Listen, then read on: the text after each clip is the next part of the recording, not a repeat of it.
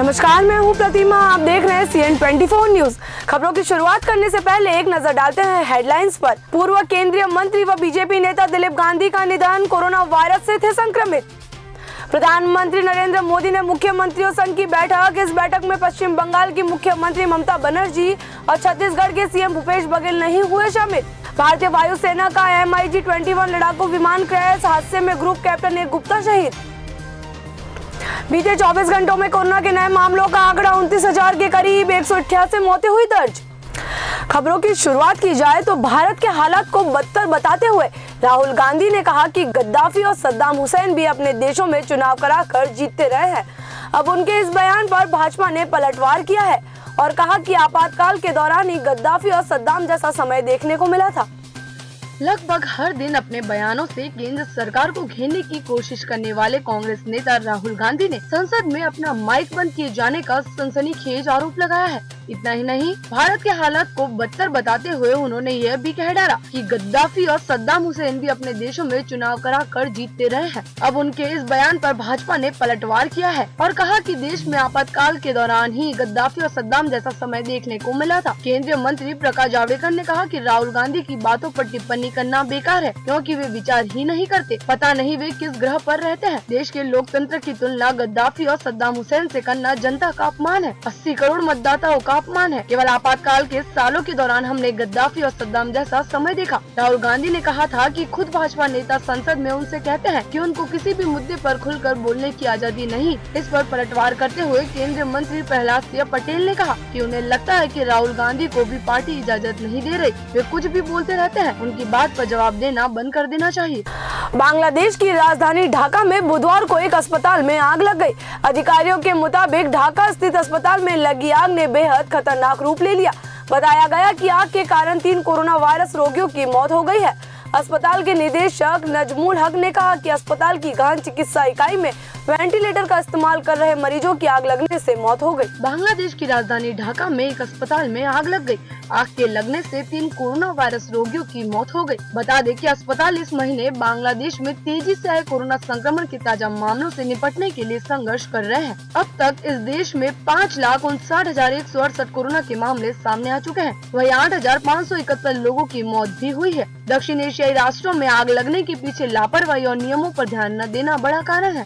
हाल के वर्षों में आग लगने से सैकड़ों लोग मारे गए हैं। पिछले ही साल कोरोना महामारी जब दुनिया पर हावी थी, तब भी बांग्लादेश में ऐसा ही मामला सामने आया था, जब गुलशन बाजार इलाके में एक अस्पताल की कोविड-19 इकाई में भीषण आग लगने से भाजपा सांसद रामस्वरूप शर्मा के निधन के बाद आज होने वाली पार्टी की संसदीय दल की बैठक रद्द कर दी गई है। सूत्रों ने दिल्ली पुलिस के हवाले से जानकारी दी है कि रामस्वरूप शर्मा की मौत कथित तौर पर आत्महत्या के कारण हुई है।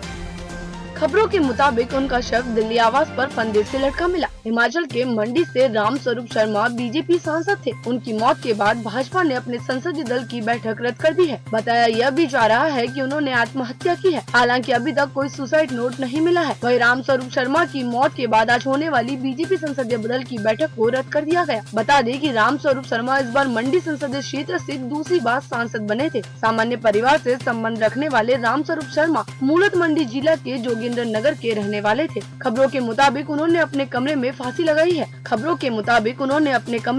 लगाई और गेट अंदर से बंद किया गया था। उनके स्टाफ के फोन करने के बाद पुलिस ने घटनास्थल पर पहुंचकर गेट तोड़ा। वहीं इस घटना पर दिल्ली पुलिस ने कहा है कि मंडी से बीजेपी सांसद रामस्वरूप शर्मा की कथित तौर पर दिल्ली में आत्महत्या करने से मौत हो गई। पुलिस को एक कर्मचारी का फोन आया था, वो फंदे से लटके मिले और दरवाजा अंदर से बंद था। आपको बता दें कि वह वर्तमान में विदेश मामलों की स्थायी समिति और विदेश मंत्रालय की सलाहकार समिति के सदस्य थे। वहीं इस घटना पर गृह मंत्री अमित शाह ने दुख जताया है। उन्होंने अपने ट्वीट में लिखा कि हिमाचल प्रदेश के मंडी से भाजपा सांसद श्री रामस्वरूप शर्मा जी के आकस्मिक निधन से अत्यंत व्यथित हूँ। मैं दुख की इस घड़ी में उनके परिवार के प्रति अपनी संवेदनाएं व्यक्त करता हूँ और दिवंगत आत्मा की शांति के लिए ईश्वर से प्रार्थना करता हूँ। सोमनाथ मंदिर के पास खड़े होकर उसे लूटने वाले मोहम्मद गजनवी को इस्लाम का नेक इंसान बताने वाला वीडियो बनाकर उसे वायरल करने वाले इरशाद रशीद को हरियाणा के पानीपत से गिरफ्तार कर लिया गया है। इसमें वह कहता है कि आज गजनवी को चोर लुटेरा कहा जाता है, लेकिन वह इस्लाम का गौरव है। गुजरात के ऐतिहासिक सोमनाथ मंदिर से करीब 1.5 किलोमीटर दूर खड़े होकर मौलाना इरशाद रशीद ने एक वीडियो बनाकर वायरल किया था। सोमनाथ ट्रस्ट के प्रबंधक विजय सिंह चावड़ा ने इस संबंध में पुलिस को एक शिकायत दर्ज कराई थी। इसके आधार पर पुलिस ने उसे पानीपत से गिरफ्तार कर लिया। कभी जिसे महमूद गजनवी और मोहम्मद इब्न कासिम ने फतह किया था। आप ये देख सकते हैं, सामने ही मंदिर नज़र आ रहा है। ये सामने मंदिर है, ये सोमनाथ का मंदिर कहा जाता है इसको, जिसे महमूद गजनवी वगैरह ने फतह किया था। और मोहम्मद इब्न कासिम का लश्कर भी दरिया के किनारे से यहीं आया था। और ये दरिया है जो करीब में पाकिस्तानी मुल्क और इसी तरीके से दीगर ममालिक को जोड़ता है अपने साथ में। तो अल्लाह के एहसान है, तमाम के तमाम अल्लाह के वली थे, इसमें कोई शक नहीं है। आज की तारीख भले ही उन्हें चोर और डाकू कहे या इसी तरीके से जो भी कुछ कहती रहे, लेकिन हमेशा तारीख़ ने उनको मुनसिफ और इसी तरीके से इंसाफ पसंद और दीन की इशाअत करने वाला, इस्लाम की इशाअत करने वाला पाया है। ये तमाम का तमाम ये समुंदर आप हज़रात देख रहे हैं, तकरीबन आधा किलोमीटर यहाँ से आप देख रहे हैं। अभी हम होकर के आए हैं सोमनाथ के मंदिर और इसी तरीके से अल्हम्दुलिल्लाह हमारे असलाफ़ की, हमारे आबा व अजदाद की तारीख़ रोशन तारीख़ है।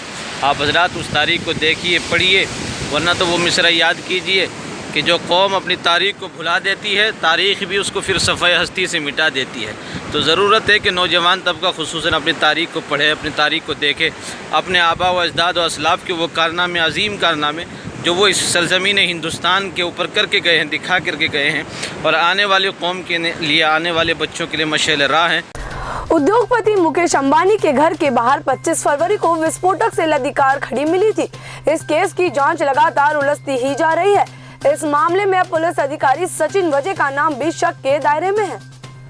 एंटीनिया मामले में जांच कर रही नेशनल इन्वेस्टिगेशन एजेंसी को बड़ी सफलता मिली है। जांच एजेंसी NIA ने एक मर्सिडीज कार जब्त की है, जिसे गिरफ्तार पुलिस अधिकारी सचिन वेज ने इस्तेमाल किया था। जांच में सामने आया कि इस मर्सिडीज कार को सचिन वजे ही चलाते थे। ये कार मुंबई पुलिस मुख्यालय भी आती थी। कार धुले में रहने वाले भावसा नामक व्यक्ति की थी, जिसने बीते माह फरवरी में ही इस कार को एक पोर्टल के माध्यम से बेच दिया था। अब सवाल ये खड़ा होता है कि ये कार वजे तक कैसे पहुंची। राष्ट्रीय जांच एजेंसी जांच में सामने आया है कि CCTV फुटेज में सचिन वेज को अपने सिर को बड़े रुमाल से ढकते हुए देखा जा सकता है। उन्होंने अपनी बॉडी लैंग्वेज को छिपाने के लिए एक ओवर साइज कुर्ता पजामा पहना था, न कि PPE किट। गौरतलब है कि ये कार NIA ने मंगलवार को जब्त की थी। इसमें केस से जुड़ा काफी सामान भी जब्त किया गया। इस कार में एक चेक शर्ट भी थी। ये वही चेक शर्ट बताई जा रही है जिसे PPE किट पहने व्यक्ति ने पहना हुआ था। इसके अलावा कार से 5 लाख रुपए कैश भी बरामद हुआ। इसमें स्कॉर्पियो कार का नंबर प्लेट भी मिला है। एक नोट काउंटिंग मशीन भी बरामद की गई है। कार से प्लास्टिक की एक बोतल में मिट्टी का तेल भी मिला है। शक जाहिर किया जा रहा है कि इसका उपयोग PPE किट जलाने के लिए किया गया होगा। नीता अंबानी बनारस हिंदू यूनिवर्सिटी में विजिटिंग प्रोफेसर नहीं बनने जा रही है। रिलायंस इंडस्ट्री लिमिटेड के प्रवक्ता ने इस खबर को झूठा बताया। बता दें कि विश्वविद्यालय में नीता अंबानी को विजिटिंग प्रोफेसर बनाए जाने के खिलाफ मंगलवार को छात्र VC आवास के बाहर धरने पर बैठ गए थे। विवाद को बढ़ता देख अब रिलायंस इंडस्ट्री की ओर से मामले में सफाई दी गई है।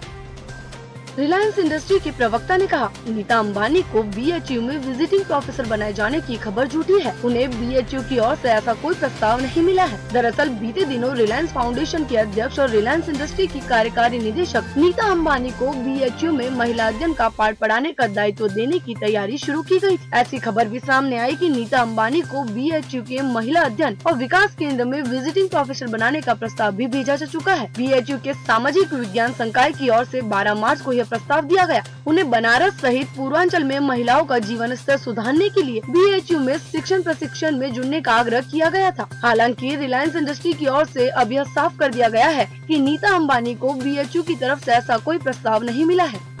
बेंगलुरु से जयपुर जा रही इंडिगो की एक फ्लाइट में सवार महिला ने बच्ची को जन्म दिया। विमान में सवार गर्भवती महिला को सफर के दौरान प्रसव पीड़ा शुरू हुई। हालत की गंभीरता को भांपते ही विमान में मौजूद डॉक्टर व क्रू मेंबर सक्रिय हुए और विमान में ही डिलीवरी कराने का फैसला किया। इसके बाद महिला ने एक बच्ची को जन्म दिया। जयपुर एयरपोर्ट को तत्काल डॉक्टर व एम्बुलेंस की सुविधा का इंतजाम करने की सूचना दी गई थी। इंडिगो ने बयान जारी कर बताया कि मां और बच्चे दोनों स्वस्थ हैं। बच्चे की डिलीवरी में डॉक्टर सुबहाना नजीर ने मदद की, जो सहयोग से उसी फ्लाइट में सफर कर रही थी। जयपुर एयरपोर्ट पर डॉक्टर का स्वागत किया गया और जयपुर में इंडिगो स्टाफ ने उन्हें थैंक यू कार्ड दिया। इंडिगो ने अपने इस काम में योगदान देने वाले अपने स्टाफ की सराहना की। बुधवार सुबह 6:45 बजे बेंगलुरु से रवाना होकर यह फ्लाइट करीब 2.25 घंटे में सुबह 8 बजे जयपुर पहुंच गई। ऐसा पहली बार नहीं हुआ है जब फ्लाइट में सफर के दौरान किसी बच्चे का जन्म हुआ है। इससे पहले अक्टूबर 2020 में इंडिगो की ही दिल्ली से बेंगलुरु जा रही फ्लाइट में एक महिला ने बच्चे को जन्म दिया था। पूर्व केंद्रीय मंत्री और भारतीय जनता पार्टी के नेता दिलीप गांधी का बुधवार को निधन हो गया।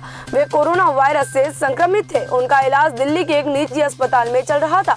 प्रधानमंत्री नरेंद्र मोदी ने भाजपा नेता दिलीप गांधी के निधन पर दुख जताया है और उनके परिवार और समर्थकों के प्रति संवेदनाएं व्यक्त की। प्रधानमंत्री ने अपने ट्वीट में लिखा, उन्होंने महाराष्ट्र में भाजपा को मजबूत करने के लिए बहुत प्रयास किए। केंद्रीय गृह मंत्री अमित शाह ने भी ट्वीट कर दिवंगत नेता को श्रद्धांजलि दी। उन्होंने अपने आधिकारिक ट्विटर हैंडल पर लिखा, केंद्रीय मंत्री व पार्टी के वरिष्ठ नेता श्री दिलीप गांधी जी के निधन का दुखद समाचार प्राप्त हुआ। दिलीप जी का पूरा जीवन जनता की सेवा व संगठन कार्यों में समर्पित रहा। ईश्वर उनके परिजनों को यह असहनीय पीड़ा सहन करने की शक्ति प्रदान करे। ओम शांति शांति शांति। 69 वर्षीय गांधी ने अटल बिहारी वाजपेयी की सरकार में जहाजरानी मंत्री का कार्यभार संभाला था। हाल में ही कोविड संक्रमित होने का पता चला था और इसके लिए उनका इलाज जारी था। बीजेपी नेता ने अपने करियर की शुरुआत 80 के दशक में की थी। महाराष्ट्र के अहमदनगर से 3 बार उन्होंने लोकसभा चुनाव में जीत हासिल की।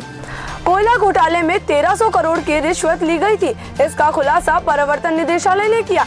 ईडी ने पहली बार ये खुलासा किया है कि घोटाले में 730 करोड़ रुपए अकेले मिश्रा बंधुओं यानी विनय मिश्रा और विकास मिश्रा ने लिए थे। कोयला घोटाले में 1300 करोड़ की रिश्वत ली गई थी। इसका खुलासा प्रवर्तन निदेशालय ने किया। इस समय विकास मिश्रा से पूछताछ चल रही है। उसने टीएमसी नेताओं समेत कुछ नौकरशाहों के नाम भी लिए हैं। ईडी सूत्रों के मुताबिक विकास मिश्रा ने खुलासा किया है कि रिश्वत की रकम कैश के अलावा कुछ लोग गोल्ड तथा अन्य चीजों के तौर पर भी लेते थे। विकास मिश्रा से पूछताछ के आधार पर ईडी कुछ नेता और नौकरशाहों को पूछताछ के लिए बुला सकती है। वहीं इस मामले में कल केंद्रीय जाँच ब्यूरो ने छापेमारी की। सीबीआई ने कोलकाता, दुर्गापुर, आसनसोल समेत 5 से ज्यादा जगहों पर कोयला घोटाले के मुख्य आरोपी सीबीआई ने कोलकाता, दुर्गापुर, आसनसोल समेत 5 से ज्यादा जगहों पर कोयला घोटाले के मुख्य आरोपी अनूप मांझी उर्फ लाला के खास साथी अमित अग्रवाल के कई ठिकानों पर छापेमारी की थी। सीबीआई सूत्रों के मुताबिक अमित अग्रवाल का कोलकाता में 10,000 गज स्क्वायर फीट जमीन पर दफ्तर है। इसने अपने दफ्तर के बाहर बोर्ड लगाया हुआ है कि ये कई इंडस्ट्रीज का मालिक है। अनूप मांझी के साथ मिलकर इसने भी कोयला तस्करी में काफी पैसा कमाया है। इस पर आरोप है कि कई जगह जमीन और इंडस्ट्री पर अवैध कब्जा कर रखा है। इसके अलावा कोलकाता में राजनीतिक गलियारों में भी इसके अच्छे संबंध है और पुलिस की सुरक्षा भी मिली हुई है। इस बुलेटिन में इतना ही। तब तक आप बने रहिए CN24 न्यूज के साथ।